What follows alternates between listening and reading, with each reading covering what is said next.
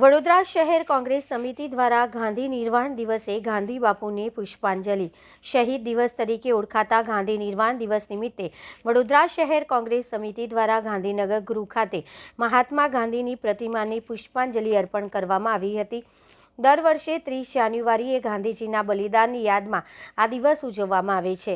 આ પ્રસંગે ભારતની આઝાદી માટે પોતાનું જીવન સમર્પિત કરનાર સ્વતંત્રતા સેનાનીઓના સ્મરણ સાથે ગાંધી બાપુના વિચારોને આત્મસાત કરવાની અપીલ કરવામાં આવી હતી. ઉલ્લેખનીય છે કે મહાત્મા ગાંધીનું 30 જાન્યુઆરી 1948ના રોજ દિલ્હીમાં અવસાન થયું હતું અને આ દિવસે તેમને ગોળી મારી હત્યા કરવામાં આવી હતી. તેમ છતાંય ગાંધીના અહિંસા, સત્ય અને શાંતિના વિચાર આજે પણ પ્રેરણા સ્ત્રોત બની રહ્યા છે.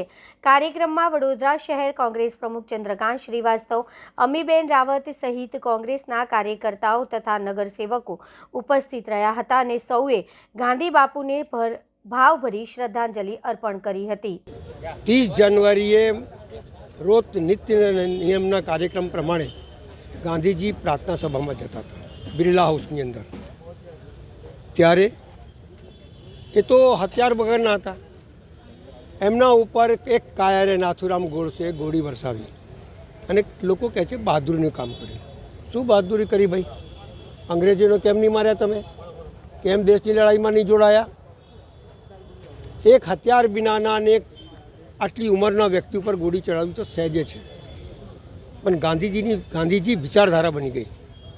એ કોઈ દિવસ મરવાનો નથી. ગાંધીજી જીવતો જ છે. પણ એના કરતાં શરમની વાત એ છે કે જેને આઝાદ કરાયો દેશ અને તરત જ આઝાદીના ફળની ભોગ્યા પણ જતા રહ્યા.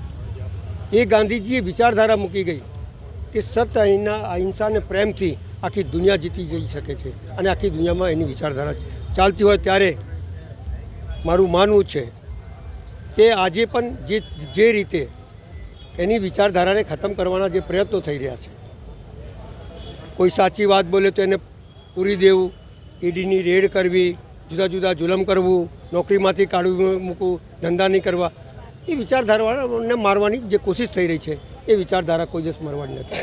કારણ કે માણસ મરે છે, વિચારધારા નથી મળતી.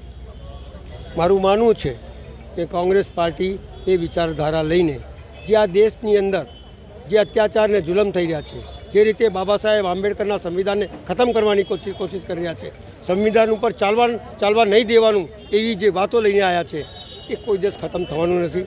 બાબા આંબેડકર બી એક વિચારધારા છે, મહાત્મા ગાંધી બી એક વિચારધારા છે. આ વિચારધારાઓ ખતમ નહીં થઈ જાય. મેં આજના દિવસે આ સત્તા પર બેઠેલા લોકોને કહું છું કે તમને શરમ બરમ આવે છે કે નહીં? સત્તા પર બેસીને આ દેશનો ઇતિહાસ ભૂલી ગયો.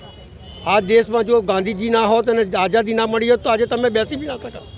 એની વિચારધારા અને સંવિધાનના લીધે બેઠા હોય ત્યારે આજના દિવસે ઓછામાં ઓછા એમની પ્રતિમાની આજુબાજુ સફાઈ કરવી જોઈએ, એમને પુષ્પાંજલિનો કાર્યક્રમ કરવો જોઈએ.